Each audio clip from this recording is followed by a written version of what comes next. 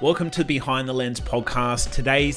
Today's guest, I should say, is Rohan Merry, who is the owner or director, I should say, of a painting company in Geelong called Beyond Expectations Painting. Now, Rohan is an ex-client of mine, but I should really say that Rohan is pretty much almost a second dad to me. So this was a really, really personal conversation. We talk a lot about business. We talk a lot about life. And yeah, he's just an all-round good human being. So I think you'll really enjoy this interview if you can resonate with good human beings. Today's episode is powered by Triple Effect Media. This is where we create 6 months worth of video content for YouTube, Facebook, LinkedIn, Instagram, and TikTok, and film it all in the space of 2 days. So we cover everything from scripting, filming, editing, as well as publishing all of the videos on a regular basis to all of the social media channels on behalf of our clients. So if you're interested in finding out more, head to tripleeffect.com.au. Otherwise, let's get started with the show. Alrighty, so folks, we have the incredible, the amazing, the scary Rohan Merry, aka the Bear, joining us today. Welcome, Rohan. G'day, Big Horse. How are you, mate? I'm excellent. Thank you for jumping on the podcast. So we've obviously known each other for quite some time. What do you want to just give people a little bit of an understanding or background story on, I guess, what you do? Or just even high level, what you do right now. You run a painting business, and I'll let you explain. What do you do? Righto, well, I've got a painting business in Geelong that, we don't work for builders. We mainly work for people that want to sell their house and get their house ready for sale. It's a lot of fun doing transformations to people's houses and helping them add value to their property. So when they sell, they can make as much money as possible. Boom. There you go. So you've obviously, how long have you been doing that for now? I've had a painting business over 30 years. Yeah, wow. Yep. Awesome. Might be older than some of the people listening to this podcast. Maybe. But that's okay. So I can tell you one thing. Yeah. If you are listening to the podcast and you've got a job, do your best to get out of your job and start your own business, because that's where the fun is. Love it. It's tough, but I'm telling you, it's like you get to create your own world. You can build teams, and it's a lot more fun to live your life with your own business, especially when it's wrapped around something that you love doing. Absolutely. Well, let's crack on into that, like, teams, right? So I'd love to understand a little bit about your team that you have, because you've got an incredible team. And we've been working together for a little while, and I've got to see behind the scenes, on the culture, the dynamics, and all those other things. But like, what are some things that you do that people may not expect when it comes to teams and things like that? Rule number one, find people that are better than you. Right? Most people, our ego doesn't allow that. So we're always looking for kind of the second in charge or people that are not quite as good as us. Without speaking that, and we don't consciously do it, but we do it.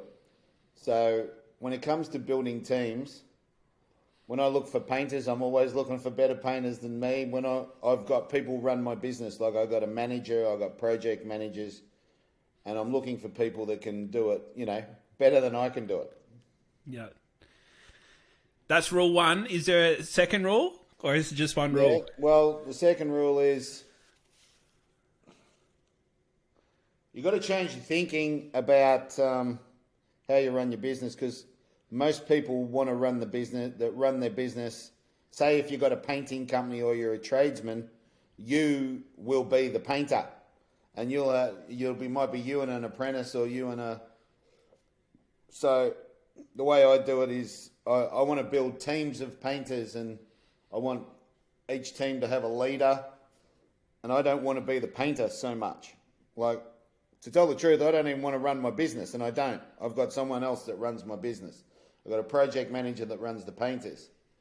I really enjoy selling and marketing. So that's what I do in the business, because it's what's fun for me. Yeah.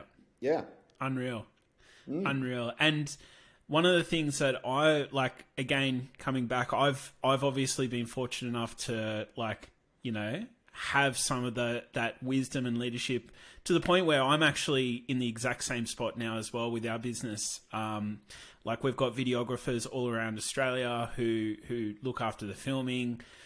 We've got an incredible editing team, and I just focus on, you know, people who are interested in working with us, aka the sales and marketing as well. So, yeah. Now, look, I've obviously known you well enough and long enough to hear a little bit about your story behind the scenes and whatnot. What I do know, and I actually think I remember seeing some sort of documentary or something, that you grew up on a farm. I'd love to hear, like, a little bit about your story on where you grew up, and what it was like. I'd love to hear more about, a little bit about that story. I grew up in South Gippsland in a little place called Yarram, and my parents had a dairy farm. The dairy farm wasn't big enough for us to live off, so it was like part of the income to our family was the dairy farm, and then Dad would work other jobs to make sure that there was enough, right? So with Dad working off the farm and me being the oldest, it meant that I had to milk the bloody cows, mate, with me mother. So, I spent a lot of my childhood doing jobs. You know, it's like I had lists. I had a horse, I had a motorbike, and I'd be up early, you know, from the age of 6 onwards, milking cows with Mum, and then you'd come home, have some brekkie, jump on a bus to school, back home, get the cows in, milk the cows again, because it's a twice-a-day job. Yeah. So I kind of got a work ethic from a young age. I realised that to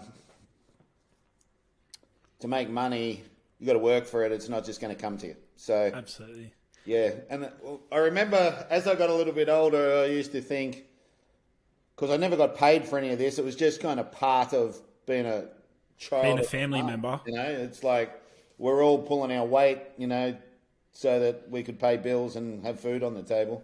But once I got to 12 or 13, I started my own little business, and I got a contract at the Yarram Hospital washing windows. Boom. And I remember I got 3 mates from school. They washed the windows, and I got the contract, and I made more money than them, and they did all the work. So I'm in a way, I'm still I'm not running a window cleaning company, but it's a painting business, and I'm still getting I get the work, and I do the deals and all that, and then I farm the work out to the people that do the work. So, you know, and you need people that can do work, and you need people that can find the work. It's all part of it, but I suppose I learned how to do that early on, you know? Yeah. So obviously, like, what you're talking about, it's not something that's obviously common for, at 13 years old, to go and start a window cleaning business and to already, you know, bring your mates in and all those other things. And I actually remember, because I remember watching this documentary, listening to you manage your brother and sister whilst, you know, getting around and whatnot. You already, like, from a very, very early age, you've always had people management skills. And like, it was evident, like, at that, I don't know how old you were. I'm going to assume you were maybe 1979, that the documentary, what happened was Channel 7 came down to the farm to make a documentary about farm kids for city kids. Yeah. And I've still got that documentary to this day. It's pretty. I love it. And I was 12 at the time. Yeah, so, there you go. Yeah. Bossing around, little brother, is your little brother and little sister, yeah. And around the farm, going to school, catching the bus, all those other things, to the point, where shortly after that, you've obviously started up a window cleaning business. Now, I'm really keen on understanding, like, when we talk about, like, leadership, you know, you're talking about teams, all these other things. Is that a learnt trait, or is that like, where did you, like, is that a learned trait from your, like, from parents, or what? Where did that come from? Was it just ingrained in you? It's something you got to learn. Leadership's you don't have it. You got to learn it. I think I learned it from all my sport. I've always loved footy and cricket, and for some reason I was always either captain or vice captain or whatever, right? I ended up being coach of cricket clubs and all that, you know. So it's just been, I don't know, it's hard to explain, but when it comes to leadership, I never got it until later in life, but a good leader, his job is to create other leaders, right? Have other people step up and be better than you are, right? Now, I actually didn't think that at the time. It's not when I was young and all that sort of stuff. I was like, well, this is the way I want it and all that. And they didn't have the space to make their own decisions, right? So leadership now for me is different, where I've got other people in charge and they're making their own decisions. I've always been quite a black and white person, right? Really? Yeah, but yes. And it's interesting, but I've had some feedback that I need to be more grey, right? And you know how my nickname's the Bear, right? Yeah. So these people are starting to call me the Grey Bear, right? I'm really trying to be less black and white and create more space for that there are other possibilities than just that or that. You know? Yeah. So it's been interesting. I lost someone really close to me a couple of weeks ago. Yeah. And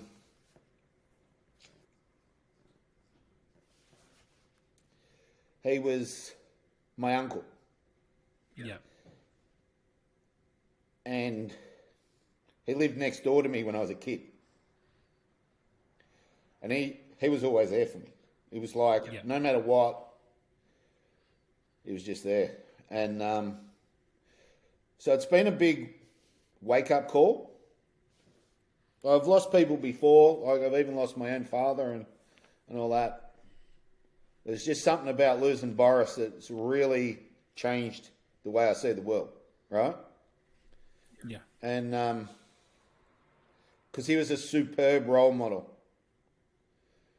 So in the last 2 or 3 months of his life, he's been living he was in Queensland, he came back to Warragul, he's got a house there, which is, I don't know, 2 or 3 hours from Geelong, and I would drive there every Thursday just to spend the day with Boris, right?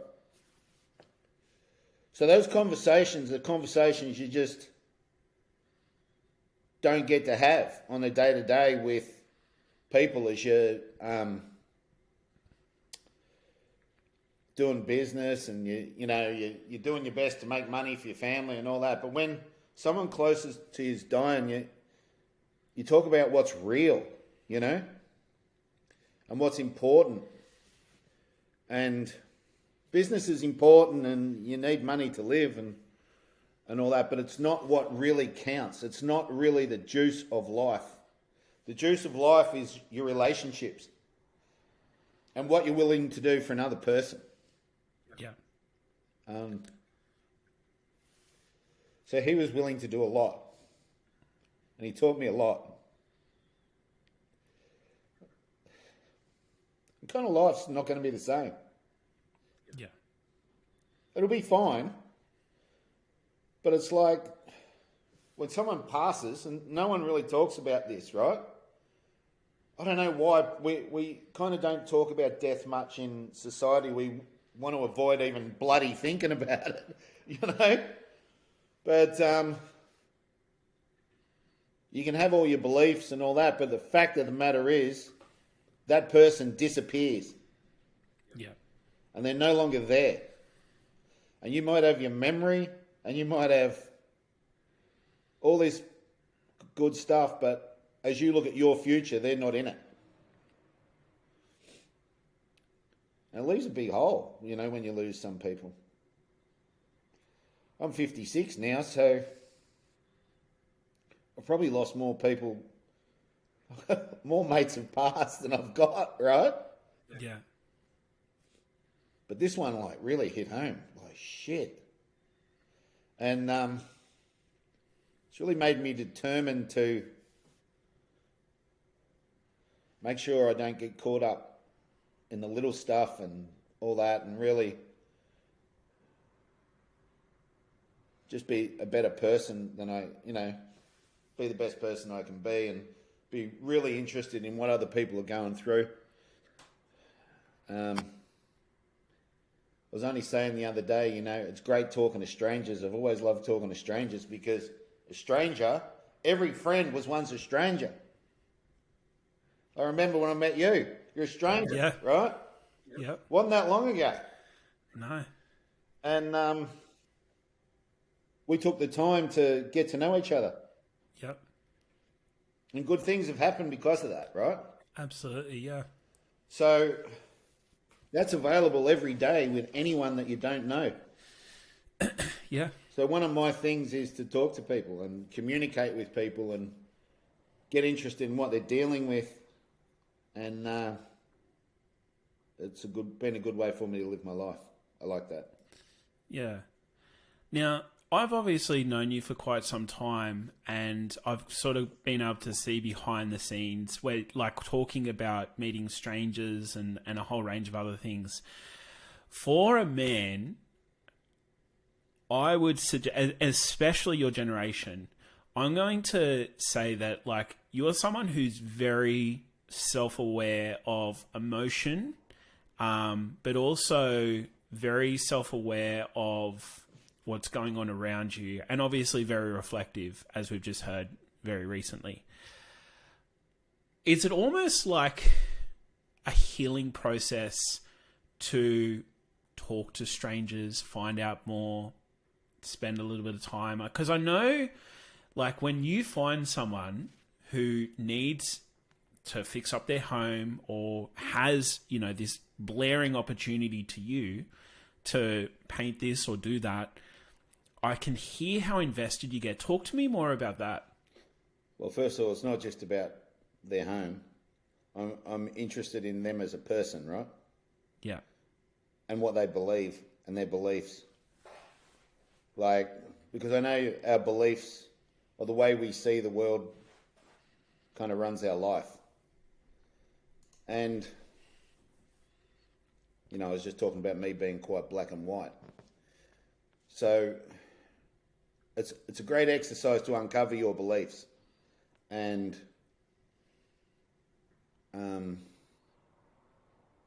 magic can happen when, like, you can actually change them when you can put a few things together. And I suppose an example is, well, I'll tell you this. We've been doing, I've got a project going called Eulogy, right? And eulogy is Y-O-U-logy, right? So it's about you. Anyway, part of it is to actually tape yourself, create and tape your own eulogy. And then sit back and observe, like an observer, what comes out. And so, for me, my number one thing has always been, like, and I'll say it, and I said it in my eulogy and all that, was, like, family comes first. Right? And I've been seeing my partner, Danielle, for 6 years. Right? You know Danielle. Yeah. And she's like, I really love you, Rohan, but I can't get into the family. You leave me on the outside. I'm always on the outside. Right? So I did this, like, workshop the other day, and I could really see that, well, that's not congruent with family comes first. And so, now we're talking about Danielle coming into the family and being part of it rather than feeling like she's left on the outside. So, yeah. God, it was, and this was the thing that came out about the black and white, and I need to start being a bit more grey, Yeah. What a brilliant process it was. Oh my God, I tell you, it's like you're looking at yourself and hearing what you're saying. It's like, whoa, some of the stuff, that that we've got in our minds and our beliefs, it kind of come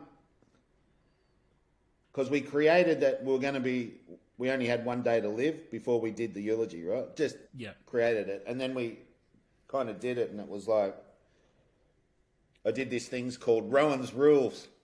And it was like the things that are really important to me, you know? Yeah. Yeah. And just to listen to it and okay, well, where is that congruent with how I live my life, you know? And what would I do if I had a few years left? Yeah. Right? And things like that. And all this stuff came out. It was gold. Yeah. Good exercise. Highly recommend it. Okay. Beautiful. Yeah. So I love it. And again, just because of how self-reflective you are and everything else, I'm really keen on understanding, like, where does that come from? So, like, I sort of gathered that, like, we were talking about leadership before, that comes from, you know, being a big brother, helping out, taking charge, you know, being responsible and all those other things. Where would you say, like, the level of self-awareness comes from? Like, what has you really listen and pick up things around you? Okay, well, it comes from the worst moments in your life. The most painful, brutal, hurtful things that have ever happened to you. And no one gets away from that, right? No. Everyone has big failures. Like, we all have big failures. And mine was my divorce. Yeah. And I had to find out who the hell I was, what the hell was going on that caused me to go through a divorce. Because when you go through a divorce, you don't just lose your wife, you lose access to your kids. You lose, not all the time, but you can lose access to kids all the time, but you lose access to kids some of the time because you're no longer there all the time. Yeah. You lose money. It costs a lot. You can lose your house. I did. Yeah. Yeah. You can lose the ability to have any hope. We're not, human beings are not that far from, everything's great, to I no longer have any hope. I can see no hope going forward, right? Yeah. And that's a dangerous place to be. Yeah. You know, we all need hope. So when I was 42, I did for like 2 to 3 years of just full-on personal development, learning to fully be responsible for whatever results I get in my life, right? And seeing the blind spots that I'd never seen before. Seeing that, like there's so many blind spots to being human. So to be able to shine a light on that and have good people around me to support me through, because you actually get quite impacted when you get impacted and it hurts. Yeah. And I've never been one to hide my emotion. Like, if I hurt, well, then I'll cry or I'll whatever. It's like, whatever it is, it is. Yeah. So, I think we all need to reflect on who we've been being. Yeah. And what is it going to take to be a better person, and then work on that gap. Yeah, absolutely. Now, I've actually experienced some of the things that you're talking about. There's that big grin, you know exactly where I'm taking the conversation. So, when was it? Probably almost about 2 years ago now. Yeah, almost exactly 2 years ago. November 2019. So 2 years ago or 3 years ago? 3 years ago. Right. November 2020. Okay. And do you want to actually, I'd love to hear it from your point of view on what was happening at that time for me and what you actually helped me go through during that time. It's a very, very pivotal time. Do you want to just explain what was happening? We're talking about your money beliefs here? Yeah, money beliefs. Right. So I've also done, yes, I've got a painting company, but I've also done a bit of coaching in my time. Yep. And I quite enjoy coaching. And as it happens, I've coached you, right? Yes. So you came to my place and it was like you were blocking money, right? You were blocking money. And I asked you questions to get your money beliefs out of you and all that. And you got to see why you had no money. Yep. And I remember you rolling around in tears on my back lawn, bawling your eyes out, right? So No, he's not even. Maybe the rolling around part was an exaggeration, but not. I was devastated. You were so impacted by Yeah. what you'd seen because it was in your blind spot, right? Yeah. Some may say I had a bleeding neck. Yeah. Explain that if you like.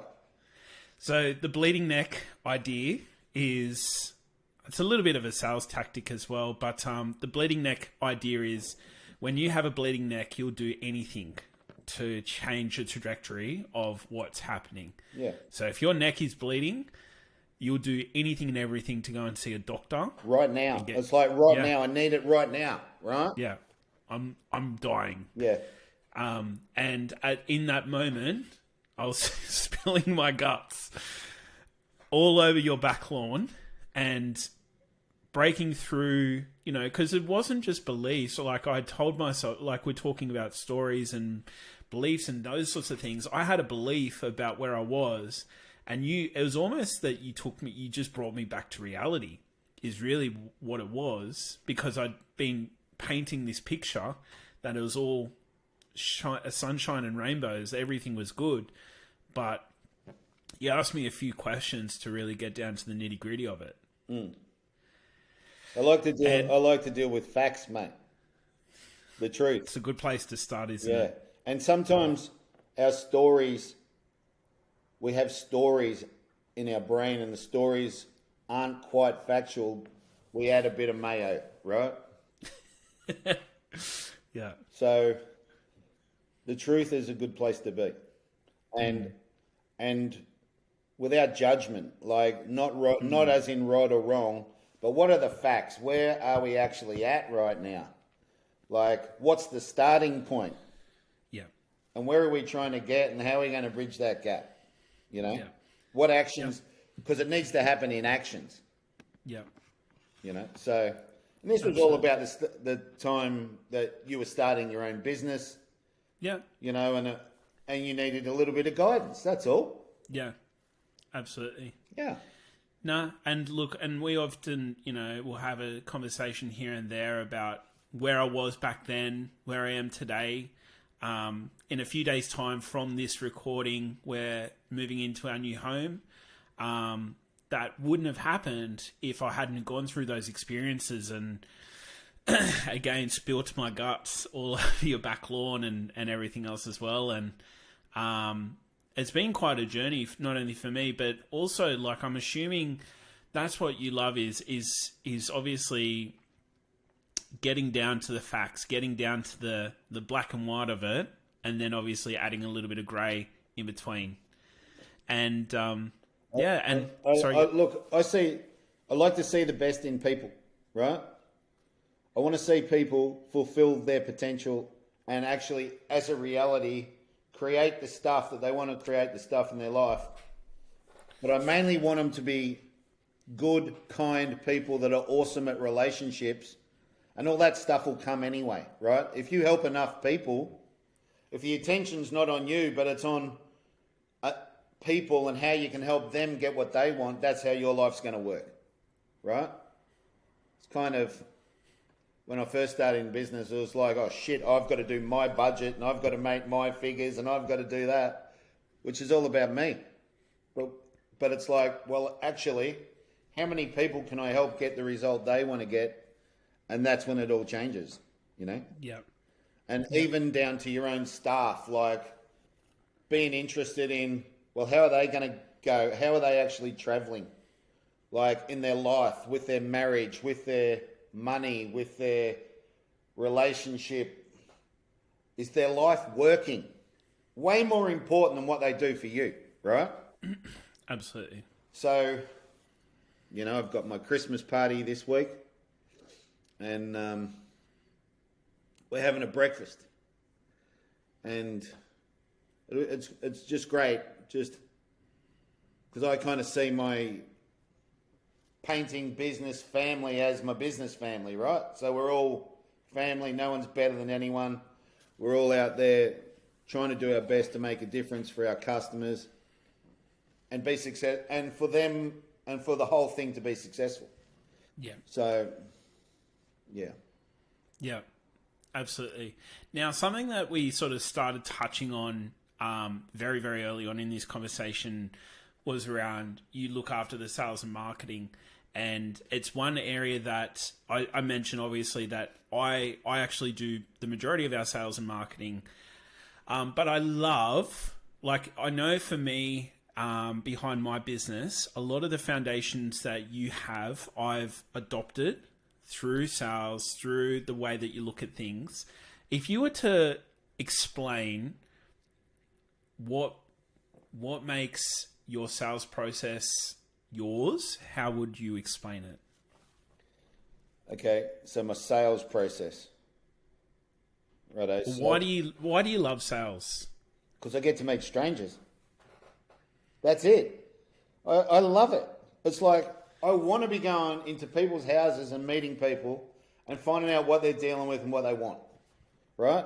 They don't just want their house painted. It's way, way more than that. It's like people want to move closer to their family. Like I've got someone's moving from Albury to Geelong because their family's here and they're the grandparents and they want to be close to their grandkids. And we have conversations about what their grandkids are like.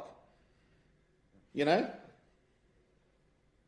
That's how you build friendships with people. You know, you actually give a shit. It's not about the thing, which is painting. It's about the why. Are they here? Why are they doing what they want to do? What result do they want? And when do they want it? So, you know, people are always a bit wary about having tradesmen in your house.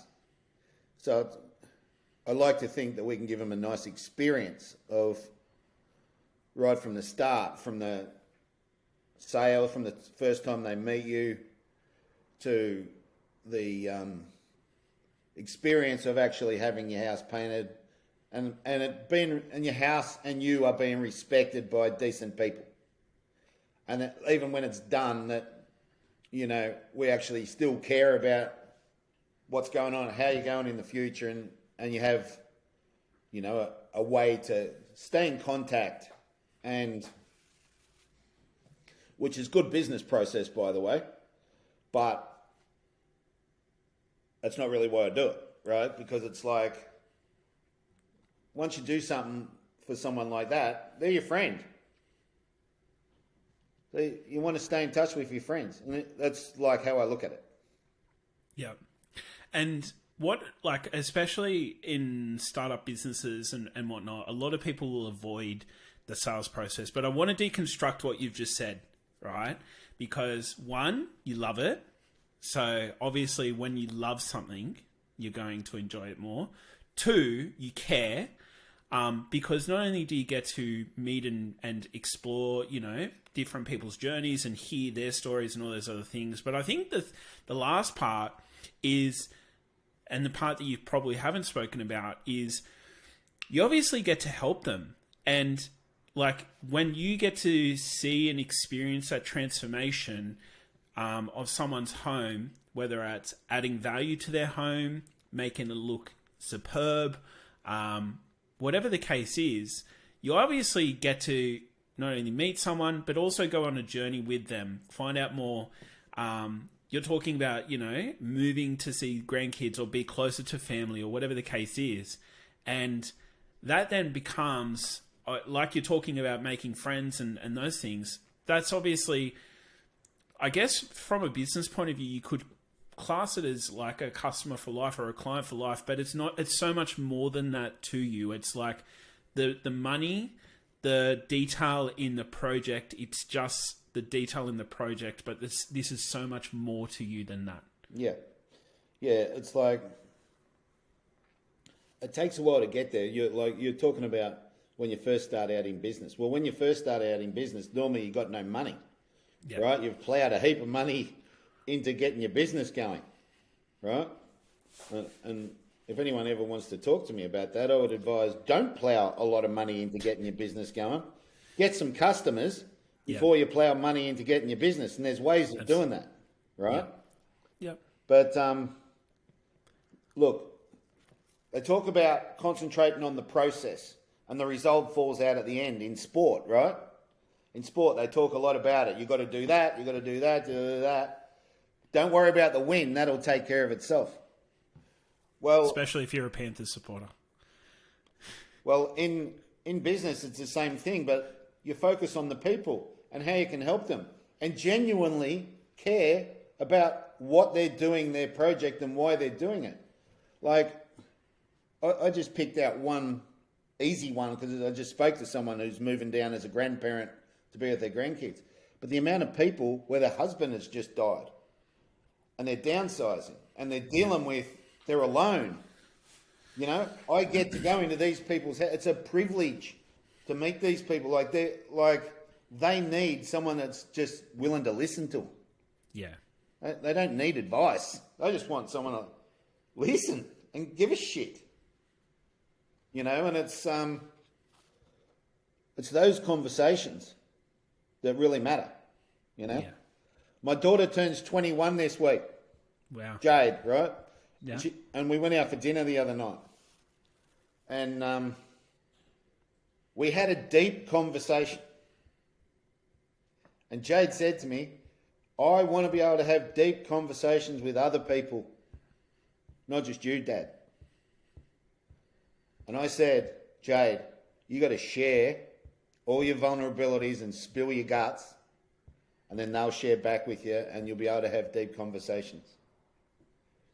You know, because that's where it's at. Like, the surface stuff doesn't matter. Like, imagine just going painting someone's house, they pay you the money, and you never speak to them again, and no one cares about anyone. What a shit way to live. Absolutely. Right? Yeah. It's like, you know, it's kind of using each other. You know, you're using my services, I'm using your money, but I don't actually care. Yeah. There's a better way to live. So the better way to live is to be able to have real conversations with real people about what matters and genuinely help them get the result they want. And that's business. That's how business works. And people can tell if you're real or not. Their intuition's all over it, right? So absolutely. Yeah. Absolutely. People's bullshit radars are ever so high. Yeah, that's it. Especially in today's social world and social media and all those other things as well. All right, Rohan. Well, love to wrap this up. It's been a really good conversation and always good to chat.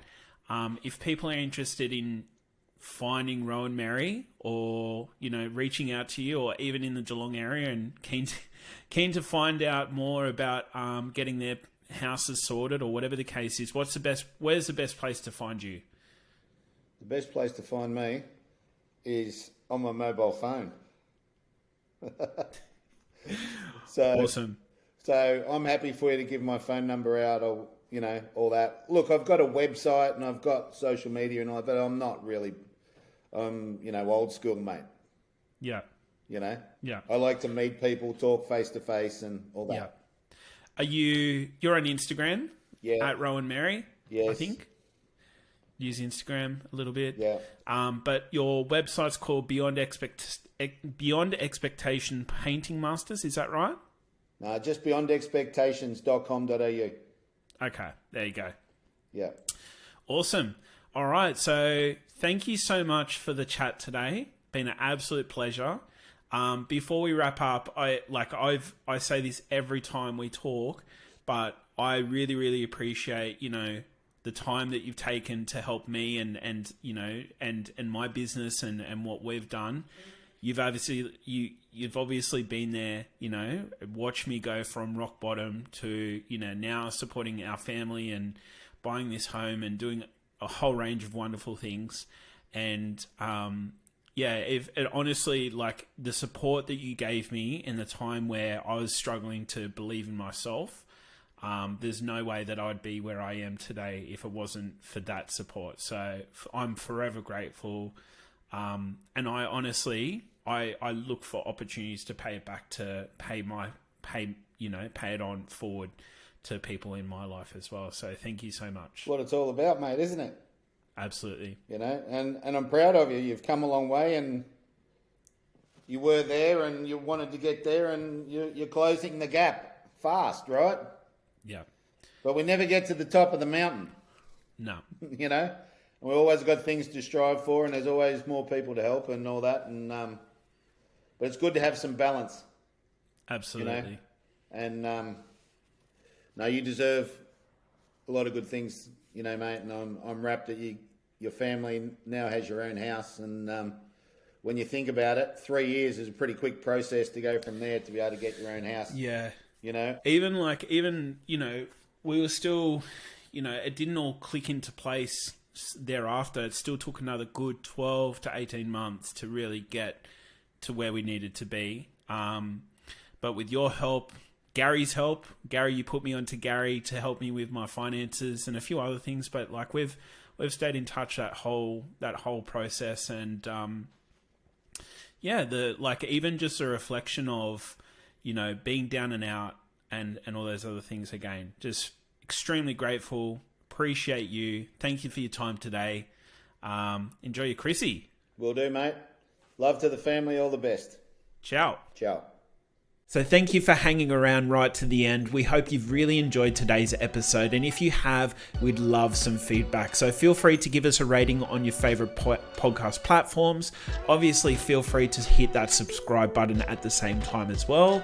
If you'd like to, reach out to us personally or reach out to me directly, you can find me on Instagram at Alan Howle, which is AlanHowle. If you're interested in finding out more about how we work with clients to create a video presence, you can head to tripleeffect.com.au, where we create 6 months worth of video content for YouTube, Facebook, LinkedIn, Instagram, and TikTok, and film it all in 2 days. So we do everything from scripting, filming, editing, as well as publishing all the videos to all of the channels on a weekly basis for our clients. So thank you again for listening. Look forward to sharing another episode very soon.